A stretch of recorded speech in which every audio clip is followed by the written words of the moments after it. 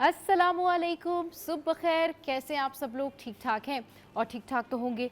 बस अब कुर्बानी में जो है ये चंद ही दिन बाकी रह गए हैं। ये 8, 9, 10 दिन जो हैं ये इंतहाई अहम दिन होते हैं। अच्छा जी, बहुत सारे लोग जो है वो शॉपिंग में मसरूफ़ हैं। बहुत सारे लोग जो हैं वो इस तरह से मसरूफ़ हुए हुए हैं कि वो ये सोच रहे हैं कि भई अब कुर्बानी का जानवर घर में आ गया है तो उनकी खिदमत कैसे करें, या फिर कुर्बानी का जानवर जो है वो हम लेने जाएंगे और फिर उसके बाद जो है वो गाय हमारी कैसी होगी, बैल हमारा कैसा होगा। क्योंकि अब जो है ना सब एक दूसरे के जानवर देख देख कर यही सोच रहे हैं कि हमारा जानवर इससे अच्छा हो। और कुर्बानी की नीयत भी ऐसे ही होती है कि जानवर जो है वो खूबसूरत हो, अच्छा हो, और आप अपनी नीयत के और पैसों के मुताबिक जो है वो जानवर लेकर आएँ और अल्लाह की रज़ा के लिए। ज़ाहिर सी बात है आप सुन्नत इब्राहिमी की पैरवी करते हैं। लेकिन आज मैं आपको बताने लगी हूँ कि ये जो 10 दिन होते हैं ना ज़ुल्हज के, इसकी बड़ी फजीलत होती है।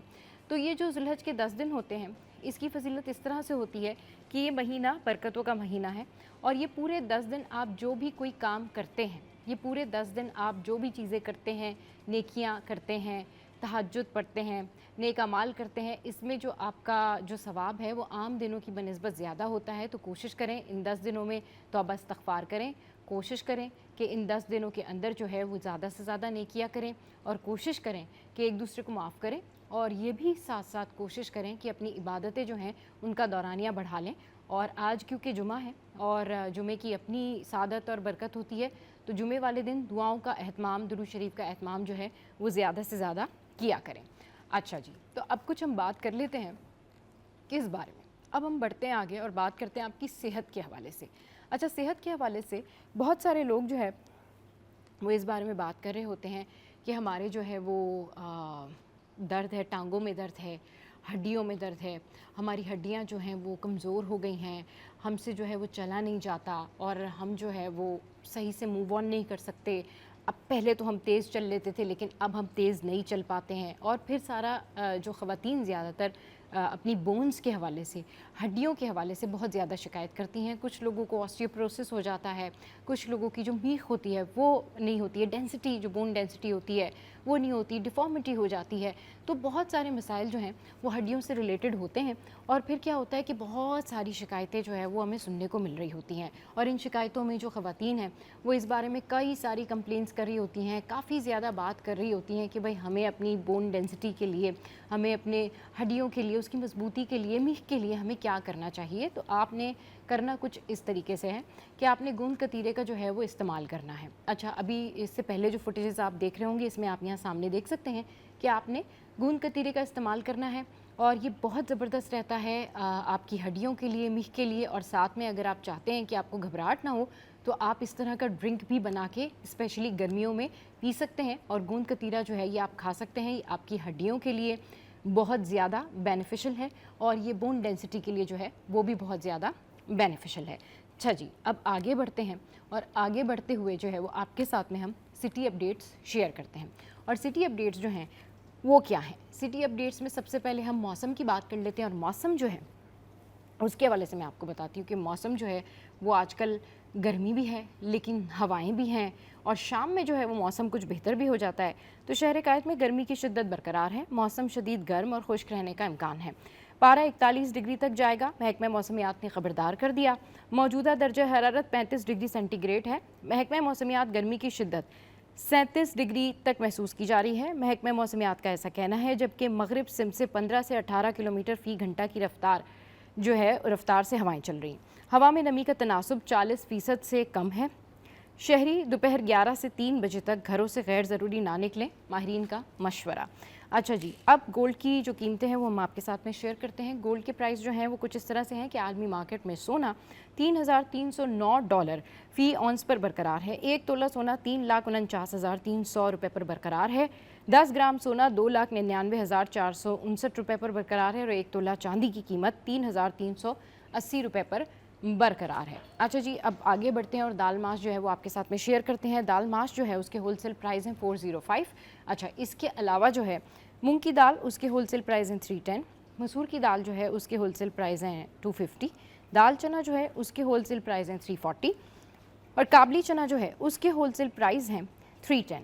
अच्छा जी, अब चिकन की, मटन की और इन सब चीज़ों की कीमतें आपके साथ में शेयर करते हैं। ये है जी 650 चिकन, फिर बीफ जो है वो 1150 है, और फिर मटन जो है वो 200 है, और एग जो है वो 260 रुपये, 60 रुपये, यानी अंडे जो हैं वो 260 रुपये दर्जन है। अच्छा, अब बात करते हैं हम कुछ सेल की। सेल में हमारे पास है जी खाड़ी जो है वो 70% ऑफ है, गुल अहमद जो है वो भी 70% ऑफ है, लाइमलाइट जो है वो भी 40% ऑफ है, और जे डॉट जो है वो भी 25 और 40% ऑफ है। अच्छा, अब भाई ये हमारी हो गई सिटी अपडेट्स। अब कुछ बात करते हैं कि जो हमारी हेल्थ है वो किस तरफ जा रही है। तो भाई शदीद गर्मी है, और शदीद गर्मी के बायस जो कोरोना है ना, उसके केसेस भी अब सामने आने का मामला बढ़ गया है। जी हाँ, ये मामला डिस्कस हो रहा है कि ये शदीद गर्मी में जो कोरोना के केसेस हैं उनमें सामने आने का ये मामला है। पैरामेडिकल एसोसिएशन के साबिक ओहदेदार साबिर अब्बासी भी मैदान में आ गए हैं। उनका कहना है कि जी हमने कोरोना और हीट स्ट्रोक में पहले भी काम किया था, अब भी करेंगे। डॉक्टर्स और नर्सेज की तरह पैरामेडिकल स्टाफ भी फ्रंट लाइन सोल्जर है। हम हर मुश्किल घड़ी में अपने मरीजों के साथ हैं। सिविल अस्पताल समेत तमाम अस्पतालों के पैरामेडिकल स्टाफ मुकम्मल अलर्ट हैं। अगर हीट स्ट्रोक का कोरोना दोबारा आया तो पैरामेडिकल स्टाफ निपटने के लिए तैयार हैं। तो जनाब ये तो हो गए हेल्थ में, मैंने आपको बताया कि जो सिटी अपडेट्स हमारी हेल्थ की हैं उसमें जो कोरोना केसेस हैं उनके सामने आने का ये मामला है। अब आज आपको बताते हैं कि जो सिंध हाई कोर्ट है वहाँ पर जो अहम केसेस हैं उनकी समाअत है, और हम देखते हैं कि सिंध हाई कोर्ट में जो भी इंपॉर्टेंट केसेस होते हैं उनकी समाअत की जा रही होती है। तो आज कौन कौन से अहम केसेस हैं जो कि सिंध हाई कोर्ट में जिनकी हियरिंग है आज, तो let me tell you about today's hearing in Sindh high court. Regular और आइनी बेंचेस के रूबरू मुख्तलिफ केसेस समाअत के लिए मुकर्रर। लापता अफराद, गैर कानूनी तामीरात समेत अहम केसेस की समाअत होगी। कराची के मुख्तलिफ इलाकों में लापता होने वाले शहरियों की बाजियाबी से मुतालिक दरखास्तों पर समाअत होगी। तफ्तीशी हुक्काम पेशरफ रिपोर्ट अदालत में जमा कराएंगे। गैर कानूनी तामीरात और चाइना कटिंग के खिलाफ दरखास्त पर समाअत होगी। दरखास्त की समाअत जस्टिस मोहम्मद इकबाल कलोड़ो की सरबराही में 2 रुकनी बेंच करेगा। तो ये तो जी आज की खबरें जो मैंने आपके साथ में शेयर की। But one more thing I want to share with you, that's petroleum products. यहाँ पेट्रोलियम मसनूआत, भाई इनका क्या इशू है? इनका इशू कुछ इस तरीके से है कि जो पेट्रोलियम मसनूआत हैं, पेट्रोलियम मसनूआत की कीमतों में मामूली रद्द-ओ-बदल का जो है वो इम्कान ज़ाहिर किया जा रहा है। यानी कि इम्कान ज़ाहिर किया जा रहा है कि जो पेट्रोलियम प्रोडक्ट्स हैं शायद उनकी कीमतों में जो है वो कमी वाक़ई हो जाए। पेट्रोल और डीज़ल की कीमतों में कमी, मिट्टी के तेल और लाइट डीज़ल में इजाफा मुतवक्के है। कीमतें बरकरार रखने का भी कभी इम्कान है। सनती और ज़राई सरकारी जो ज़राए हैं उन्होंने ये बताया कि पेट्रोल की कीमत में 0.60 रुपये फ़ी लीटर और हाई स्पीड डीजल की कीमत में 0.28 रुपये फ़ी लीटर कमी का इम्कान है। पेट्रोलियम मसनूआत की कीमतों में मामूली रद्द-ओ-बदल की जाने का इम्कान है। पेट्रोल और डीजल की जो कीमतें हैं उसमें कमी, जबकि मिट्टी के तेल और लाइट डीजल में इजाफा मुतवक्के है। तो जनाब ये हैं आज की अहम खबरें। और एक और अच्छी खबर जो मैं आपके साथ में शेयर करना चाहूँगी, पाकिस्तानी टैलेंट हमेशा चाहता है और हमेशा पाकिस्तानी टैलेंट जो है अपने आप को प्रूव करता है। I am talking about Doha championship. जी हाँ, दोहा में जारी Asian masters weight lifting championship में पाकिस्तानी वेट लिफ्टर की उम्दा कारकर्दगी का सिलसिला जारी। पाकिस्तान ने एक और गोल्ड मेडल जीत लिया। पाकिस्तान की जानिब से रशीद खान ने 90 किलोग्राम वेट कैटेगरी में गोल्ड मेडल हासिल किया। अच्छा जी, रशीद खान ने टोटल 170 किलो वजन उठाने में कामयाब रहे। फिर उसके बाद आपको बताएं कि हुआ क्या, पाकिस्तान के अब्दुल माक ने भी ब्रॉन्ज मेडल जीता। तो जनाब ये कामयाबियां हैं जो पाकिस्तानी जो है वो समेट रहे हैं, और इसी तरीके से जो पाकिस्तान है वो आगे बढ़ता रहे, फलता फूलता रहे, और हमारे जो पाकिस्तान के लोग हैं वो पाकिस्तान का नाम रोशन करते रहे। तो शो में यह वक्त एक ब्रेक का, ब्रेक के बाद जब वापस आएंगे तो टॉप स्टोरीज आपके साथ में शेयर करेंगे। आपने कहीं नहीं जाना, हमारे साथ रहना है। Stay with us, keep watching serious 10।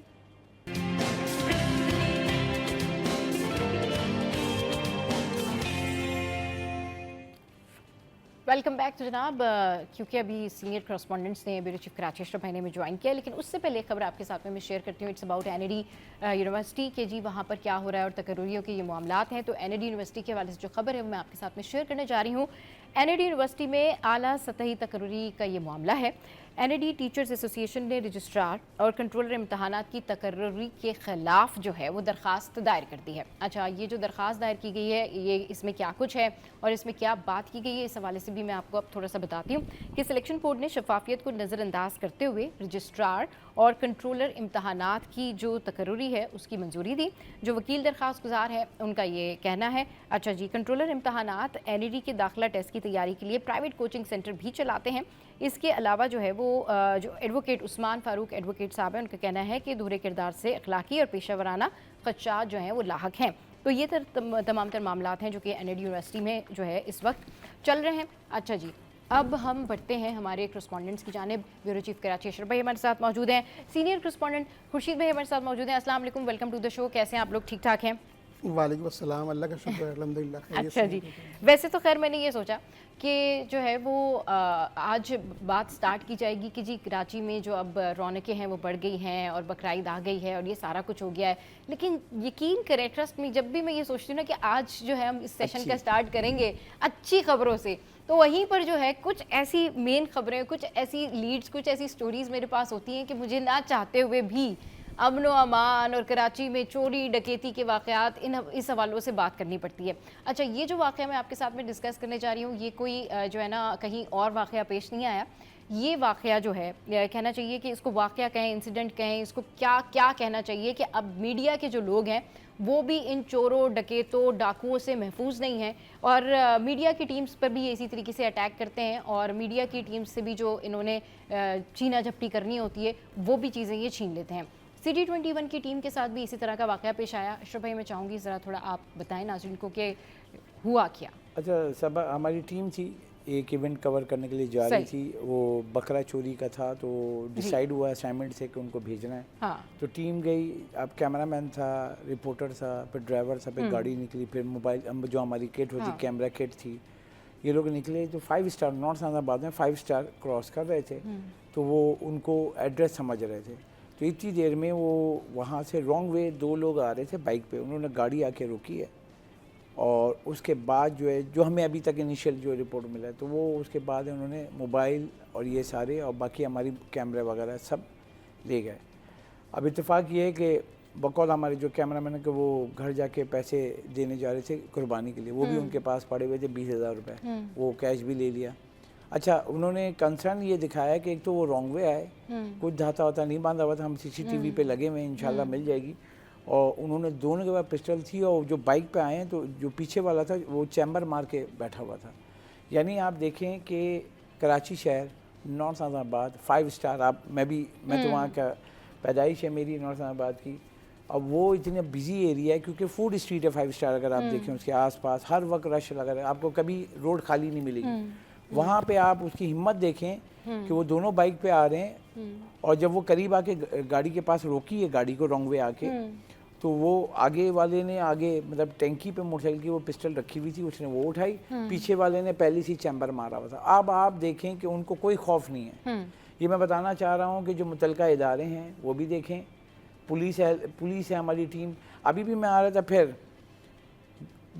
मतलब गच्छा लगा के ट्रैफिक पुलिस वाले नेशनल स्टेडियम से पहले, मैं रोज़ मेरा वो रास्ता है, आ रहा हूँ तो आगे ट्रैफिक जैम है और वहाँ पे 10 पुलिस एहलकार, ट्रैफिक पुलिस वाले वो खड़े हैं, आगे जाके एक मोबाइल लगा के वो खड़ी हुई, आगे ट्रैफिक जैम है, उसको ठीक कर लो।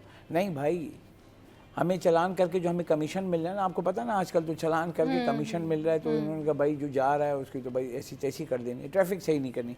उसी तरीके से सिक्योरिटी के जो वादे करते हैं, जो आला पुलिस के आला अफसरान आते हैं, हाँ। मुझे हैरानगी होती है जब वो बोल रहे होते हैं पिछले साल से इतना कम है, पिछले साल से। भाई अगर कीमती जान जाती है ना, मतलब स्ट्रीट क्राइम में किसी की जान जाती है, आप उनके घर में गए हैं? आप तो सिर्फ बोल देते हैं कि भाई पिछले साल जो है इतने 10 महीनों में इतनी कत्ल हुए थे, मैं स्ट्रीट क्राइम में इतनी जानें गई थी, इस दफ़ा कम हुई हैं। ओ भाई, जितनी भी हुई हैं, एक भी अगर जाएगा तो आप जिम्मेदार हो।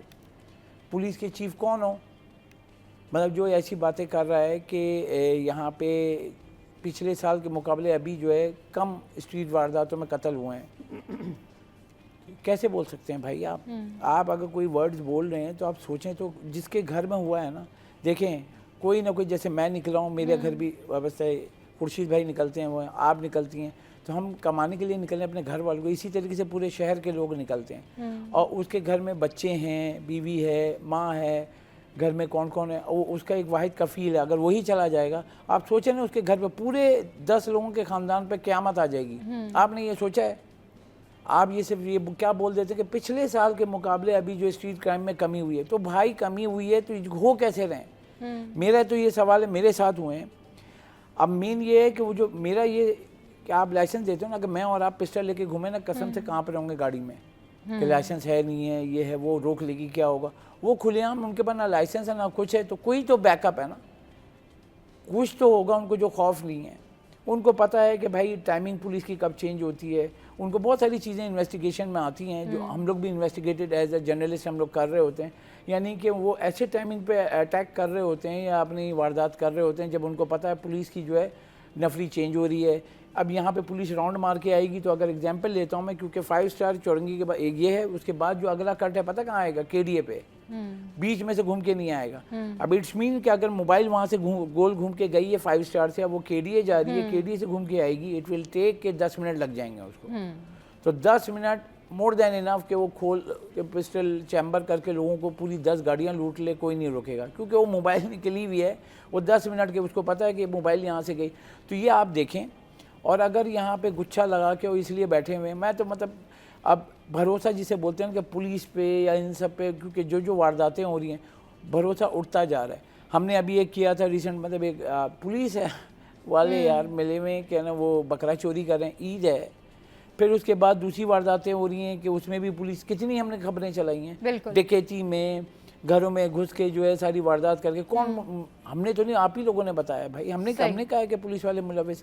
मेन ये काली भेड़ें वक्त आ गया, काली भेड़ों को गिने और बाहर निकाल दें। मतलब मुझे तो ऐसा लग रहा है कच्चे के डाकू, कच्चे के जो सिंध के अंदर जो कच्चे के वो यहाँ आ गए खुले आम। मतलब के एग्जाम्पल के वो अल्लाह का शुक्र, हमने हमारे ग्रुप में जब बताया हमने, लाहौर से हमें जो मैसेज आया कि भाई हमें किसी को कुछ हुआ तो नहीं, अल्हम्दुलिल्लाह शुक्र है अल्हम्दुलिल्लाह। हमने कहा नहीं शुक्र है अल्हम्दुलिल्लाह, चीज़ें के नहीं वो खैर करेगा, लेकिन किसी को कुछ हुआ तो मारा तो, क्योंकि होता नहीं है ना, मार दे किसी को कोई चोट लग जाए, कोई जानी नुकसान ना हो जाए ना, ये भी एक बड़ी फिक्र होती है कि किसी किस्म का कोई जानी आपको ये नुकसान ना बोल हो। देना कि पिछले साल के मुकाबले कम वारदातें हुई हैं। ओ भाई जिसके साथ हुई उससे तो पूछो ना, वो अगर कोई पैसे लेके जा रहा है वही उसकी सब कुछ हो, वो तो वैसे ही मर गया। मतलब आप लोग अपनी सिक्योरिटी के लिए, अब आप वीवीआईपी मूवमेंट की बात करें, आपको सब नज़र आएगा। कोरंगी है ये सामने, ब्रुक्स चौरंगी पे कोरंगी एसोसिएशन ट्रेड इंडस्ट्री, कोई भी अगर कोई आता है, आप सिक्योरिटी तो देखें। मुझे तो हैरान होता है इतनी पुलिस कहाँ से आ गई। जो शहरी हैं, जो टैक्स, मैं टैक्स दे रहा हूँ, आप दे रहे हैं, पूरे कराची शहर जो दे रहा है, उनकी सिक्योरिटी के लिए जिस टैक्स के पैसे से पुलिस वाले खड़े हुए हैं, घर से पैसे नहीं आते हैं इनको, कोई और नहीं कमा के दे रहा है। यहाँ जो हम टैक्स दे रहे हैं, उस टैक्स की मनी से इनको सैलरी मिलती है, वो हमारी सेफ्टी और सिक्योरिटी के लिए उसका उनका उन्होंने हल्फ उठाया हुआ है। और अगर आप पूछ लें कि क्या करना है, तो आपको कहीं नज़र आएगी। अब यहाँ ताजर प्रोटेस्ट कर रहे होते हैं, भाई हमें तहफ़्फ़ुज़, शटर बंद करके गए, सुबह ताले तोड़ के सब सामान चले, उसकी ज़िंदगी भर की जमा पूंजी है भाई। अब इसी तरीके से वो सारे घबरा, हमने कहा सुबह आते हैं देखते हैं आप घर, अभी देखो क्योंकि अब कैमरा भी चला गया, मोबाइल भी आपको, हमारे यहाँ रिपोर्टर का कॉन्टेक्ट ही मोबाइल से होता है। मेन ये है कि हमारा फिर ये मुतालबा है कि ये वारदात हुई है जैसे हमारी टीम के साथ हुई, तो इसे पूरे शहर में हो रही है, तो पुलिस की जो टीम है फौरी तौर पे जो ना, क्योंकि हमने पहले से बोला था कि बकरीद आ रही है, वारदातों की जो पेस है वो बढ़ जाएगा, वो बढ़ता हुआ नज़र आ रहा है। अब इवन कि आप जाएं तो ये सारी खबरें भी आ रही जो मंडी से लेके निकल रहे हैं, मंडी जाते हुए तो उनको भी खतरा है कि लूट रहे हैं। हालांकि स्टेट बैंक ने अब डिजिटलाइज कर दी कि ऑनलाइन पेमेंट कर दें, लेकिन कुछ होते हैं वो पैसे कैश ही लेके जाते। तो इस वक्त उनको चाहिए कि जैसे नॉर्दर्न बाईपास हो, जो मंडी है उसके आसपास जो है ना मोबाइल को रखें, क्योंकि उनको पता है मंडी आया है, इसके बाद पैसे होंगे, वो खुलेआम, क्योंकि यहाँ पे कोई डर नहीं है। मैं बताऊँ, स्ट्रीट क्रिमिनल को कोई डर नहीं है। जो बंदा चैम्बर मार के घूम रहा है तो उसको क्या खौफ है, उसका कंफर्म है, उसको कोई डर नहीं है कि पुलिस आके गोली मार दे। आप मारे ना, पुलिस के पास तो ये पावर है ना, अगर आई है वो आवाम माल का तहफ़्फ़ुज़ का ज़ामिन है ना, अगर आपको नज़र आ रहा है मारें उसके पैरों पे। ये तो लॉ कहता है ना कि आप सेफ्टी के लिए, आप, मेरे पास भी पिस्टल है, बाय लॉ मुझे ये कहते हैं कि मैं कमर के नीचे मैं उसको सेफ्टी के लिए उसको ज़ख्मी कर सकता हूँ। आप करें, आप अगर 25,000 क्रिमिनल हैं पूरे सिंध में और 25,000 क्रिमिनल को आपने छोड़ा हुआ है, उनको कुछ नहीं कर रहे हैं, तो उन 25,000 में से सिर्फ 100 को पकड़ के ना, सही, बिल्कुल सही कह रहे हैं। अमन अमान की सूरत हाल को बेहतर बनाने की ज़रूरत है, क्योंकि मसला सारा ये कि जो चोर डाकू और इस तरह के लोग होते हैं ना, ये बड़े सफाक होते हैं, इनको किसी चीज़ से डर नहीं लगता, इनको अपना मुफाद अजीज़ होता है। ये उसके लिए किसी को मार भी सकते हैं, किसी का बुरा भी कर सकते हैं, और जो दूसरों का बुरा करने वाले लोग होते हैं ना, वो किसी भी हद तक जा सकते हैं। तो ऐसे लोगों के ऊपर क्रैकडाउन भी करने की ज़रूरत है और इनको पकड़ने की भी ज़रूरत है। शो में यहाँ वक्त तो एक ब्रेक का, ब्रेक के बाद जब वापस आएंगे तो फिर दीगर टॉप स्टोरीज़ पर डिस्कशन करेंगे। हमारे साथ रहिए।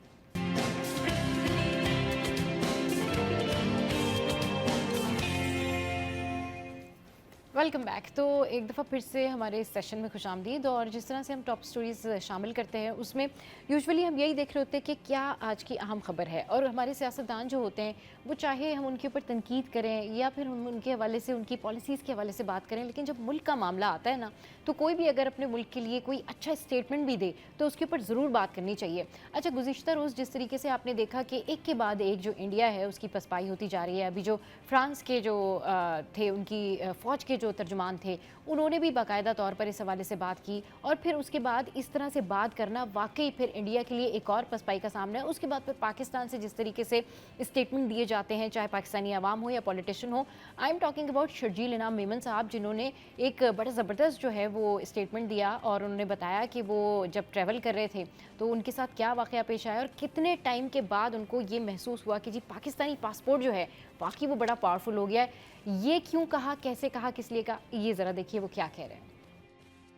एज अ नेशन हम कहते हैं जंग ना हो, लेकिन जिस तरीके से उनकी धुलाई हो रही थी भारत की, तो वो मज़ा आ गया था। और पूरी पाकिस्तानी कौम को मैं समझता हूँ इससे बड़ी खुशी आज तक ना किसी ईद ने दी है, ना किसी त्यौहार ने दी है, ना बंदे के घर में कोई खुशी होती है, इतनी खुशी होती है। जिस तरीके की अजीम व शान खुशी जो है वो हमें मिली।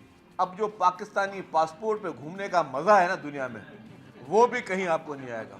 मैं आपको हकीकतन बता रहा हूँ, जब हम गए 2 मुल्कों में, इमिग्रेशन वालों ने जब ग्रीन पासपोर्ट देखा तो वहाँ पे कुछ लोग जो है ना वो अरबी के साथ साथ उर्दू भी बोलना जानते हैं ना, तो ग्रीन पासपोर्ट और ये और फिर जब वो कहा कि वेल डन, तो वही ये जो वेल डन है ना, ये पूरी दुनिया जो है वो पाकिस्तान को कह रही है, पाकिस्तानी फ़ौज को कह रही है। इस पर मैं चाहूँगी कि तज्जिया मैं खुर्शीद भाई से लूँ। खुर्शीद भाई, कैसा लगता है कि जब पॉलिटिशियन, जर्नलिस्ट, अवाम एक पेज पर हो? ये बड़ा रेयर होता है, लेकिन जब मुल्क की बात आती है ना तो ऐसे ही होता है। ज़रा बताएं कि शर्जील साहब ने जो स्टेटमेंट दिया है, दैट्स अमेजिंग। और बड़े बड़े जिस तरीके से उन्होंने जितने इंथुजियास्टिक और पेट्रियाटिक तरीके से ये स्टेटमेंट दिया है ना, वाकई लगता है कि पाकिस्तान के ऊपर मर मिटने वाले पाकिस्तान के बेटे वाकई कुछ कहीं आपको हर जगह मिलेंगे, कम नहीं है। मतलब पाकिस्तानी अवाम, पॉलिटिशियंस, पाकिस्तानी फ़ौज काफ़ी है पाकिस्तान के दिफा के लिए। और ये स्टेटमेंट जब इंडिया जाएगा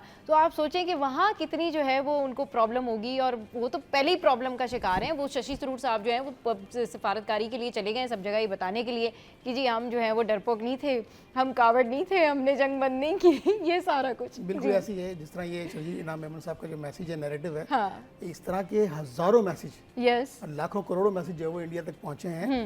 और जिस तरह से इन्होंने बात की कि ग्रीन पासपोर्ट, और जब वो दुबई पहुँचे तो उन्होंने कहा कि ये और पाकिस्तानी तो ग्रीन पासपोर्ट, तो हाँ, उसकी अहमियत मज़ीद बढ़ गई है। देखिए अल्लाह ताला ने हमारे इस खित्ते को, इस सरज़मीन को ऐसी सरज़मीन हमें दी है कि जिसकी हमें कदर नहीं है। हाँ, और जब कदर की गई तो देखें आप, एक कौम बनकर सामने आई और दुश्मन पर ऐसा भारी वार किया कि वो सदियों तक उसको याद रहेगा। yes. आप देखें कि ये जो ग्रीन पासपोर्ट है, ग्रीन जो जिससे हमारी निस्बत है, आप सल्लल्लाहु अलैहि वसल्लम का गुंबद खिज़रा है, हाँ, उस गुंबद खिज़रा की जो निस्बत ये ग्रीन है ना, इस ग्रीन ने पूरी दुनिया के ऊपर ऐसा वार किया है कि वो रहती दुनिया तक ये सबक दुनिया को याद रहेगा कि पाकिस्तानियों से उन्होंने मुठभेड़ की थी तो उन्हें बड़ा तीखा जवाब मिला। और आइंदा भी देखें, इस वाक़ये ने, मैं समझता हूँ हमें मोदी का शुक्रिया अदा करना चाहिए कि जिसने हमें एक छोटी सी छेड़ से हमें पूरी कौम को, तमाम सियासतदानों को, तालिब इल्मों को, तमाम सियासी, समाजी सरमायाकारों को एक पेज पर ला खड़ा किया है।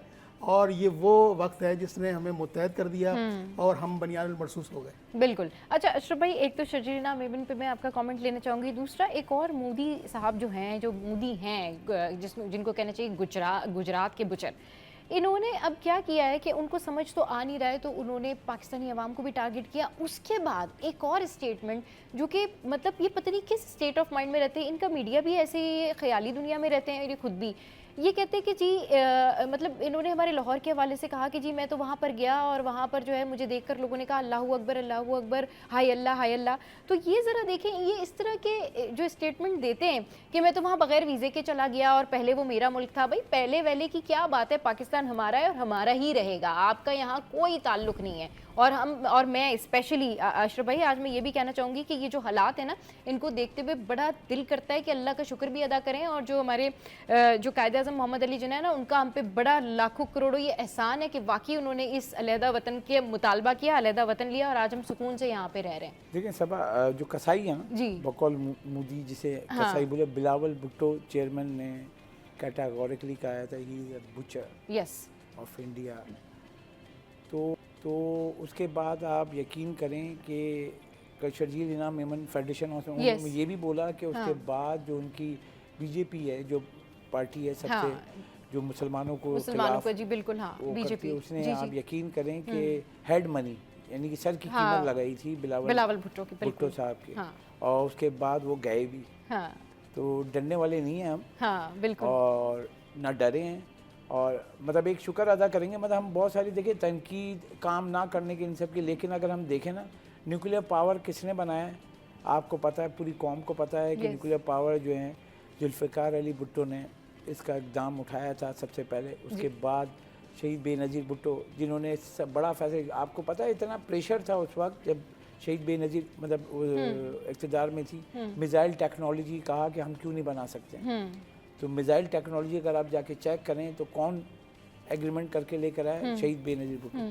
तो ये जो दो थे पीपल्स पार्टी के टॉप, इन्होंने जो काम किया ना, तो अब वो नज़र आ रहा है, अब वो उसके जिद्दत करते हुए हम जहाँ पहुँचे हैं। अगर ये स्टार्टअप नहीं होता ना, अब हम क्या एटमी ताकत भी हैं, मिसाइल टेक्नोलॉजी में हम टॉप रैंकिंग में आ रहे हैं, क्योंकि अब टॉप रैंकिंग हमने अभी तो देखें DGISPR ने क्या कहा, अभी हमने कुछ चीज़ें दिखाई हैं, सब कुछ नहीं दिखाया। अभी हमारी जो जैसे 10 उंगलियां हैं, 10 उंगली में 2-3 चीज़ें दिखाई हैं, अभी 7 चीज़ें रखी हुई हैं वो छुपा के। आप ज़रा सोचो तो, अभी जो इन्होंने जो कहा था, मोदी जो बुचर साहब हैं, उन्होंने क्या कहा था कि हम आपकी सांसें बंद कर देंगे, मतलब कि इनका कि पानी बंद करेंगे, तो हमने कहा कि सांसें बंद कर देंगे। लेकिन आप ये देखें इनकी सांसें कैसे बंद हुई हैं। घुटने पे कौन बैठा, पूरी दुनिया देख रही है। जब अटैक हुआ और जब हमने फजर के बाद, क्योंकि हमने रात को ही जब इन्होंने अंधेरे में अटैक किया था इंडिया में, उसके बाद बोला कि फजर के बाद जो है ना, फजर की अजान के बाद, उसके बाद अगर देखें ना अशरफ भाई, ये जो सारा सिनेरियो हुआ, ये तो हम ज़ाहिर सी बात इस हवाले से बात करते रहते हैं। उसके बाद ये जो पाकिस्तानी पॉलिटिशियन है, अवाम है, ये जो स्टेटमेंट दे रहे हैं, अब जो पाकिस्तानी जहाँ जहाँ ट्रैवल करे ज़रूर बताए कि वो क्या फ़र्क महसूस करता है। अभी जो ये शर्जील इनाम मेमन साहब ने जो स्टेटमेंट दिया है, इसके बारे में ज़रा बताएं। नहीं, ये मतलब फेडरेशन हाउस में थे, तो वहाँ पे सब ने अपने अपने कमेंट दिए, बिजनेस कम्युनिटी ने ये सब। तो उसके बाद वो बोल रहे हैं कि ना, कुछ लोगों ने बोला कि जंग बहुत जल्दी खत्म हो गई, कहने उन्होंने बोला कि जंग होनी नहीं चाहिए।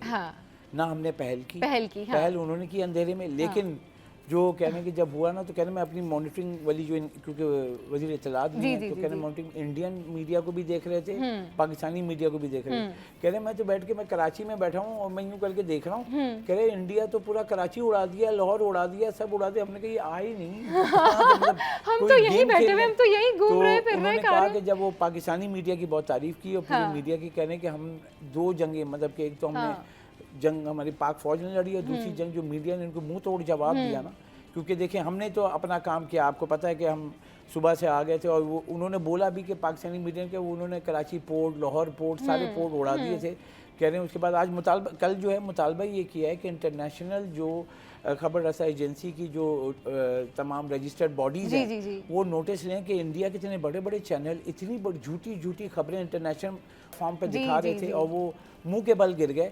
तो उसका नोटिस लें, उनके ऊपर कुछ लगाएं। जैसे हमारे यहाँ है कि अगर कोई गलत खबर चलाते पूरी दुनिया पीछे लग जाए। अगर ये खबरें हम चलाते, ये मुंबई उड़ा दिया, दिल्ली उड़ा दिया, ये उड़ा दिया, आप उसका इम्पैक्ट नहीं जानते। हमारे मीडिया हाउसेस के ऊपर बैन लग जाता, मुख्तलिफ ममालिक में, मुख्तलिफ साइट्स के ऊपर वो पता नहीं क्या क्या कर चुके होते। इंटरनेशनल तमाम जो रजिस्टर्ड बॉडीज हैं, जो न्यूज से, जर्नलिज्म से वो हैं, वो सब बैठे और वो बैठ के इनके ऊपर लगाएं कि ये जो दे आर बार्किंग, भौंक रहे थे। बिल्कुल ठीक है, झूठी खबरें भौंक रहे थे वो। और मतलब अफसोस होता है, क्योंकि इतना गुस्सा आ रहा था जब देख के कि वो मतलब अपने लोगों को, क्योंकि जाहिल हैं।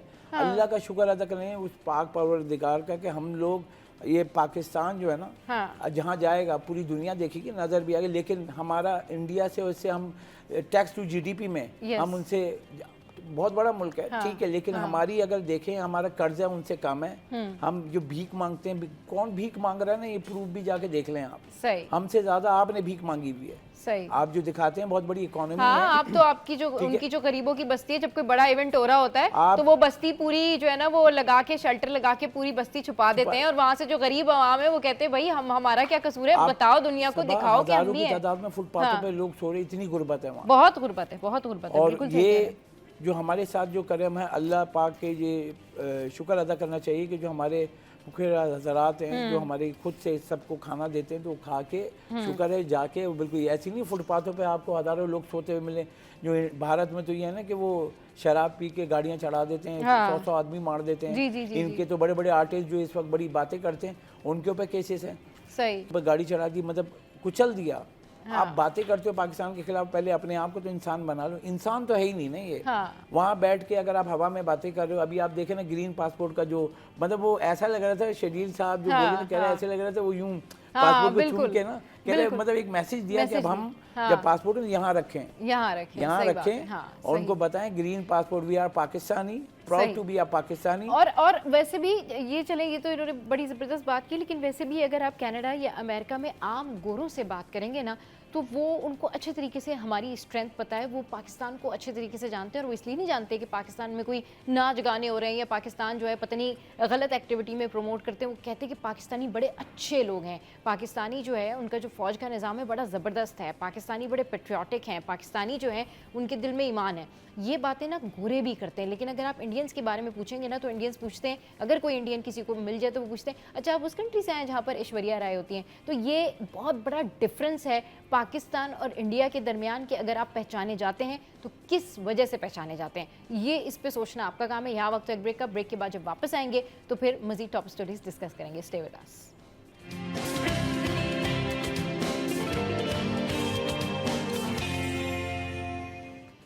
Welcome back. तो एक और टॉप स्टोरी जो कि सबके लिए है, और सब इस टॉप स्टोरी पे ना होशियार हो जाएं, क्योंकि अगर अब आपने जाली इश्तहारात चलाए या फिर आपने जाली चीज़ें बताई या जाली चीज़ें दिखाई, तो इसके ऊपर ना प्रॉपर एक्शन होगा। और वो इस तरह से होगा कि बहुत सारे ऐसे इश्तहारात होते हैं जो बताते हैं कि जी हम फ़ौरन से जो है वो आपका रंग गोरा कर देंगे, हमारी क्रीम के अंदर जो है पता नहीं कौन कौन से अज्जा मौजूद हैं, फ़लाना शरबत आप जो है वो इस्तेमाल करें तो पता नहीं इससे क्या क्या फ़ायदे हो जाएंगे, ये जो मेडिसिन है ये इसलिए है। लेकिन अगर वही इंग्रेडिएंट्स और वही चीज़ें उस प्रोडक्ट के अंदर ना हो तो फिर क्या होगा, इस पर बात करेंगे अशरफ भाई से। अशरफ भाई ज़रा ये बताएं कि कंपटीशन ऑफ पाकिस्तान का ये जो बड़ा एक्शन है ये किस वजह से है, और ये क्या है इसकी इनसाइड स्टोरी, और जो जाली इश्तहारात चलाते हैं लोग, यानी जाली इश्तहारात आप अगर किसी बड़ी स्क्रीन पर भी चला रहे हैं या फिर जाली इश्तहारात आप सोशल मीडिया पर भी चला रहे हैं, उसके खिलाफ भी जो है ये इक्वली एक्शन लिया जाएगा। क्या एक्शन लिया जा रहा है? ये देखा जाए सबा कंपटीशन कमीशन ऑफ पाकिस्तान एक इदारा है जो कि लोगों को, जो सार्फिन है उनके हुकूक की पासदारी करता है। सही। इनका एक्ट है, इनका कंपटीशन कमीशन, उसका सेक्शन 10 है। उसके तहत झूठ बोलना, वादा खिलाफी करना, फिर झूठा इश्तिहार चलाना, फिर इसमें यह है कि पूरी बात ना बताना। तो कंपटीशन कमीशन ने एक पूरी वीडियो जारी की है जो कि हम आप चलाएंगी, तो उसमें पूरी डिटेल बताई है। इसमें तमाम इदारों को लपेट दिया ना, जो तमाम एडवर्टाइजमेंट एजेंसी हैं, जो कंपनीज हैं, झूठ बोलती हैं। जैसे कि बताया कि भाई अशरफ साहब आज साबुन से मुंह धोंगे कल गोरे हो जाएंगे 24 घंटे में। फिर बोलते हैं बाल गिरना 100% ख़त्म। फिर इसके अलावा जो है कि टूथपेस्ट से ये करें तो वाइट हो जाएंगे। फिर जो ये झूठी दावे करते हैं, तो उस दावों के ऊपर कंपटीशन कमीशन ने बिल्कुल क्रैकडाउन जो है अब स्टार्ट कर दिया। पूरी वॉच डॉग चल रहे हैं और अद्वियात का ये सारा जो वादे करके झूठे वादे करते हैं, झूठे इश्तिहार चलाते हैं, लोगों को सार्फिन को खींचें। इसके अलावा सिर्फ यही नहीं कि आपकी सार्फिन की जो प्रोडक्ट है, सार्फिन की बहुत सारी चीज़ें हैं। अब जैसे आपने देखा है कि इश्तिहार चलता है कि रियल एस्टेट सेक्टर का, अब भाई आप ले लें 2 साल में बना देंगे, 3 साल में बना देंगे, और इतने का घर है, इतने का डिस्काउंट है, यानी लालच दे के अट्रैक्शन करना, ये इसका है। तो जो रियल एस्टेट हो गया, प्रॉपर्टी में हो गया, और जो झांसा देते हैं उनके ऊपर भी कार्रवाई हुई। इसके अलावा जो इंश्योरेंस है, जैसे लाइफ इंश्योरेंस, मेडिकल इंश्योरेंस, और ये सारा जो इंश्योरेंस जो होता है, तो उसमें जो छुपे हुए चार्जेस हैं, यानी अगर आप पूरी बात सारिफ को नहीं बताया, उसके ऊपर भी कंपटीशन कमीशन अब एक्शन लेगा। इसके बाद इन दी लास्ट जो आपकी बैंकिंग सेक्टर है, जैसे कि आपने लिया, मैंने लिया, अब हम लोगों ने क्रेडिट कार्ड लिए, अब क्रेडिट कार्ड बनवा लिए तो क्रेडिट कार्ड में अलग अलग चार्जेस होते हैं, डेली चार्जेस भी होते हैं, मंथली चार्जेस भी होते हैं, फिर बेसिकली इंटरेस्ट कहलाता है। अब उसके ऊपर भी वो बाकायदा पूछेगा वो, क्या आपने अपने सारिफ को ये बताया, क्या आपने ये बताया, अगर आप फेल हुए और कस्टमर ने बता दिया तो करोड़ों का फाइन होगा। अब ये वो चीज़ें थी, एक्ट पहले से मौजूद था, लेकिन अब जो नया चेयरमैन आए कंपटीशन कमीशन के, तो उन्होंने क्या किया कि भाई गो बाय बुक, जो बुक कहती है, जो उनका कानून कहता है उस पर जाओगे। तो अब ये बहुत बड़ी चीज़ हुई है। पहले ये चीज़ें थी लेकिन कोई, क्योंकि वो कहते तो कौन करेगा, रजिस्टर्ड नहीं है, वो नहीं है। कह रहे हैं भाई अगर आप धोखा दोगे ना, धोखे का क्या है, जुर्माना है और आपका एक्शन है। अब इसमें ये है कि कंपनियों पे जब जुर्माना लगेगा, कंपटीशन कमीशन बेसिकली कोई पुलिस नहीं है, कंपटीशन कमीशन ऑफ पाकिस्तान ये है कि वो उसकी जांच करेगा, तहकीकात करेगा, तहकीकात करके उस पर भारी फाइन लगा देगा। अब फिर वो अदालत में जाएगा, वो जाएगा। अब उसके बाद जब वो दे देंगे तो फिर मुतल्लिका इदारे जो हैं, FIA हो गई, पुलिस हो गई, उसको फिर उस कंपनी को अगर वो बोलते हैं कि भाई इसको बंद करो तो बंद कर दें। लेकिन जब फ़ाइन लगता है तो फ़ाइन का मतलब कि वो सबूत हो गया कि वो उन्होंने जो है धोखाधड़ी दी है। अब ये है कि पाकिस्तान में इदारे, मैं बार बार यही बोलता हूँ, पाकिस्तान में इदारे मौजूद हैं लेकिन उनके पास पावर भी है और उस पर अमल दरामद नहीं करते हैं। लेकिन कंपटीशन कमीशन ऑफ पाकिस्तान का ये जो मामला है ना, इसमें आपका बैंकिंग सेक्टर भी आ रहा है, आपका रियल एस्टेट भी सेक्टर भी आ रहा है। जो लोगों को आप देखें ना, अगर हम प्रोग्राम शुरू करें तो आप यकीन करें पूरे मुल्क में सबसे ज़्यादा कराची में है, और वो जो लोग परेशान हैं कि घर की बुकिंग कर देते हैं, फिर बैठे हुए हैं कि भाई वो बना नहीं है, फिर कहते हैं कि भाई अभी पैसे नहीं है हमारे पास। मतलब कोई वो समझते हैं, उनको कोई पूछेगा नहीं। कंपटीशन कमीशन आ गया है, रियल एस्टेट हो, मालियाती इदारे हो, अगर धोखाधड़ी करेंगे ना, आप कंपटीशन कमीशन की वेबसाइट पे जाएं, उनकी वेबसाइट पे कंप्लेन नंबर है, अपना नाम डालें, CNSC डालें, कंप्लेन कमेंट्स में डालें और रजिस्टर्ड कर दें। कंपटीशन कमीशन डायरेक्टली खुद कांटेक्ट करिए मुतल्लिक़ लोगों, उसके बाद जो एक्शन होगा वो सारिफ को भी बताया जाएगा, फिर जिसके साथ होगा वो उसकी पे खबरें आएंगी। मेन ये कि देखें, अब हम घर में बैठे हुए हैं, बिजली चली गई, मैं बैठा रहूं, मैं कंप्लेन नहीं करूं और बोलूं कि यार बिजली, क्योंकि प्रॉब्लम ये होती है ना कि ये जो इश्तहार, इस तरह से ये जो जाली इश्तहारात होते हैं, ये लोगों की कहीं ना कहीं लाइफ को बर्बाद करने में अहम किरदार अदा करते हैं। अब किसी ने पैसे जमा करके, खुर्शीद भाई कोई प्रोडक्ट खरीदी, उस प्रोडक्ट में वो तो सारी चीज़ें है ही नहीं, तो आप देखिए उसके पैसे भी बर्बाद हुए, एनर्जी भी गई और जो स्किन है वो भी ख़राब हुई। बिल्कुल ऐसी है। देखें अभी तो गर्मियों का सीज़न है, तो इसमें बहुत सारे मशरूबात ऐसे हैं जो इसमें लिखा होता है कि ये गर्मी का दुश्मन है, गर्मी का दुश्मन है, हाँ, तमाम चीज़ें मौजूद है। बहुत 2-4 बड़े ब्रांड हैं, उनकी बॉटल के ऊपर जो बहुत सारे फ्रूट्स बने हुए हैं, लेकिन किसी एक फ्रूट का भी जायका उसके अंदर मौजूद नहीं, ना उसका कोई मिनरल मौजूद है, सही, सिर्फ उसमें शुगर है और कलर्स है। सही। तो मैं समझता हूँ इस तरह की, अच्छा यही प्रोडक्ट दुबई में भी मौजूद है, लेकिन दुबई में सिर्फ और सिर्फ उस पर वो लिखा हुआ, वो कहते हैं जो आप लेवल पे मौजूद है वही इसके अंदर होना चाहिए। जिसमें आशिफ साहब बात की, ये बिल्कुल ठीक बात है, कौम को धोखा दही है। और हमारे यहाँ तो बहुत बिल्कुल, अब इन जाली इश्तहारात के हवाले से जो है क्रैकडाउन होगा। आपकी प्रोडक्ट जिस लिए है, जिस वजह से है, वही मेंशन करेंगे आप ऊपर। अगर नहीं करेंगे तो डेफिनेटली फिर जिस तरीके से आपको डिटेल बताइए क्रैकडाउन होगा। तो आवाम के लिए, सार्फिन के हुकूक के लिए ये बड़ी अच्छी खबर है। बहुत शुक्रिया खुर्शीद भाई, बहुत शुक्रिया अशरफ भाई, आप हमारे शो पर आए। शो में यह वक्त तो एक ब्रेक का, हेडलाइंस के बाद वापस आएंगे और फिर आपके साथ में जो है मजे मजे के टॉपिक डिस्कस करेंगे। आपने कहीं नहीं जाना, हमारे साथ रहना। Stay with us, keep watching City at 10.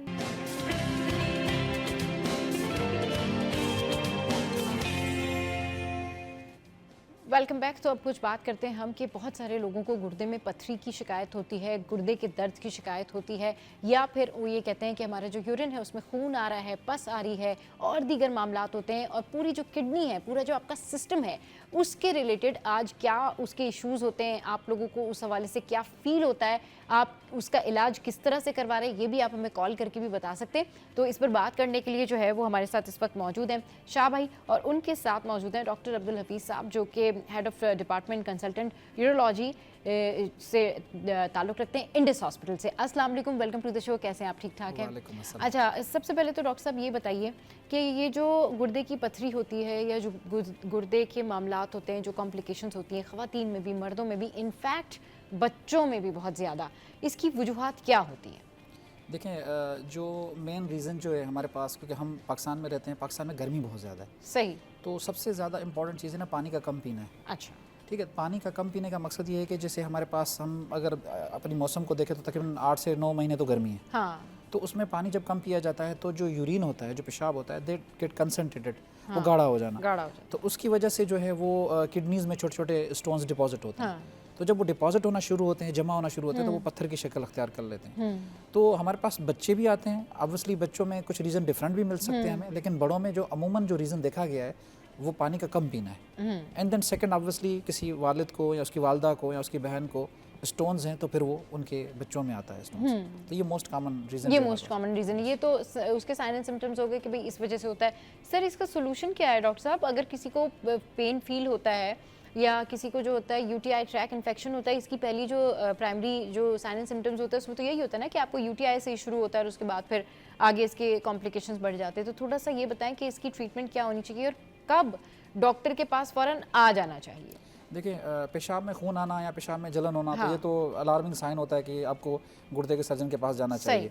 लेकिन हाँ, जो सबसे मोस्ट कॉमन जो अलामत होती है कि गुर्दे में दर्द होना। जी, हमें पता है कि गुर्दे का जो दर्द होता है वो बिल्कुल हमारे कमर के साइड में जो है हमारे गुर्दे होते हैं। जी, तो मरीज हमारे पास दर्द के साथ आते हैं। सही। हाँ, दर्द के साथ और शिकायत भी हो सकती है, जैसे पेशाब में खून आना है, पेशाब में जलन है, इवन बुखार का आना। तो ये मोस्ट कॉमन हमारे पास पेशेंट्स आते हैं, इमरजेंसी के थ्रू भी आ सकते हैं और ओपीडी में भी आते हैं। ओपीडी में तो भी ये आते हैं। जो मेन सिम्टम्स ये होते हैं हमारे पास। और ऑब्वियसली जब ये सिम्टम्स हमारे पास आते हैं तो हमें कुछ बेसिक टेस्ट करने पड़ते हैं। उसमें मोस्ट कॉमन हमारा अल्ट्रासाउंड होता है। सही। तो अल्ट्रासाउंड हमें ये बताता है कि गुर्दे में कोई सूजन है, गुर्दे में कोई पथरी है या इस तरह जो है वो हमें डायग्नोसिस करते हैं।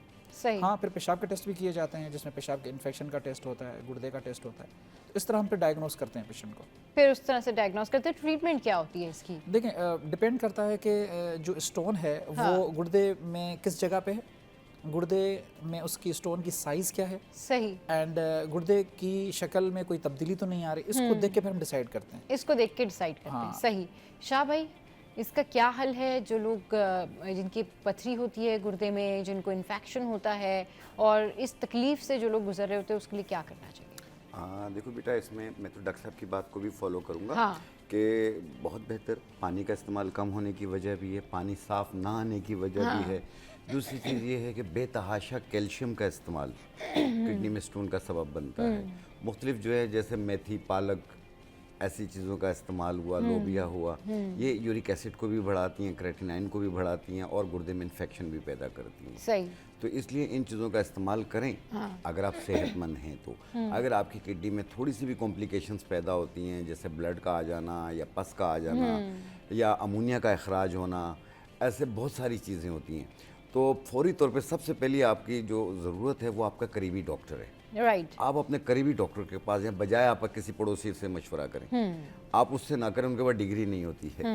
तो इसलिए आप डॉक्टर के पास जाएं, डॉक्टर आपको चेक करेंगे, उसमें अल्ट्रासाउंड भी हो सकता है, मुख्तलिफ टेस्टिंग होती हैं, उसके बाद उसमें डिसाइड होता है कि उन्हें क्या। अब नेफ्रोसिस हो रहा है, नेफ्रोसिस सूजन आ रही है, नेफ्रोसिस। बाद लोगों को रेत आ रही होती है, ठीक है। अब और जलन हो रही होती है वो यूरिन UTI में, का वो सबब वो बनती है इतना ना। पेनफुल प्रोसेस होता है वो कि वो कहते हैं कि हमें जलन भी हो रही है और हमें बार बार वॉशरूम जाना पड़ता है और ये बड़ा पेनफुल जो है ना पूरा टाइम होता है। देखिए, अब यही चीज़ डॉक्टर साहब ने भी बताई, मैं भी बता रहा हूँ कि पानी का कम पीना, सही। एक ये चीज़ हुई। दूसरा, जब रेत आ रही होती है उसकी मेन सबब ये बनता है, हम रोटी खा रहे होते हैं, चावल खा रहे होते हैं या कोई भी चीज़ खा रहे होते हैं, उसमें अचानक कंकर आ जाता है। हाँ, हम सिर्फ वो निवाला निकाल लेते हैं जी। या थोड़ी देर के लिए साफ कर लिया, ऐसा कभी ना करें। उस नवाले को निकालने के बाद कुल्ली करें आप, हाँ, उसके ज़र्रात आपकी बॉडी में चले जाते हैं, सही। फिर वो किडनी में जाके यूटीआई का सबब बनते हैं।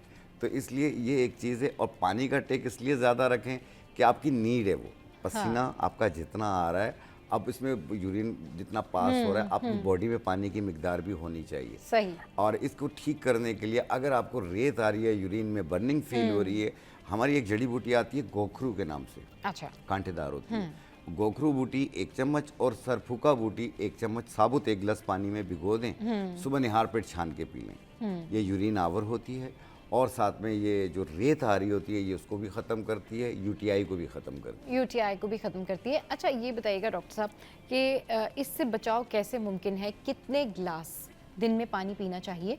क्योंकि बहुत सारे लोग इस बारे में भी बात करते हैं कि अगर आप बहुत ज़्यादा पानी पी रहे हैं तो ये भी आपकी किडनी के लिए नुकसानदेह होता है कि आप पानी पी पी के भी अपनी किडनी ख़राब कर लेते हैं। देखिए, जैसे अमूमन जो हमारे पास जो नॉर्मल रिक्वायरमेंट है एटलीस्ट 2 से 2.5 लीटर पानी का, हाँ। नॉर्मल रिक्वायरमेंट बता रहा हूँ। हाँ, जो लोग गर्मी में काम करते हैं हाँ। तो हम उनको ये कहते हैं कि हम कम से कम भी 3 से 3 लीटर पानी पिएं। हाँ। ठीक है, ये एडल्ट के लिए, मैं एडल्ट की बात कर रहा हूँ। हाँ, जिन लोगों को हम अमूमन हम कहते हैं हम कैसे मेजर करें कि भाई कितने गिलास पीने, तो हम कहते हैं भाई आपके जो यूरिन का जो कलर है वो बिल्कुल पानी की तरह होना चाहिए, माना कलरलेस होना चाहिए। आप देखें गर्मियों में हमारा जो यूरिन होता है वो डार्क कलर हो जाता है, क्योंकि पानी कम पीते हैं तो वो कलर डार्क हो जाता है, तो वो येलो कलर होता है, ऑरेंज कलर का हो जाता है। तो ये अच्छी साइन नहीं है। पानी इतना पिएं कि आपका यूरिन का कलर जो है बिल्कुल वाइट हो, मींस कलरलेस हो। ठीक है, एक तो ये काम है। तो हकीम साहब ने बहुत अच्छी बात की कि जो चीज़ें जो स्टोन बनाती है, जिसमें पत्तों वाली सब्जी है, पालक है, ऐसी चीज़ें, इसमें ऑक्सलेट्स होते हैं, यूरिक एसिड होता है, तो हम वो अवॉइड करते हैं कि भाई ये नहीं लेना है आपको। ठीक है, ड्राई फ्रूट्स में भी ऑक्सलेट होता है, हम अवॉइड करते हैं। नंबर 2, हम कहते हैं भाई दूध जो है वो नॉर्मल इंसान की एक रिक्वायरमेंट है कैल्शियम की, सही, वो ले सकते हैं, एक्सेस में कैल्शियम ना लें। एक्सेस में कैल्शियम, ठीक है ना।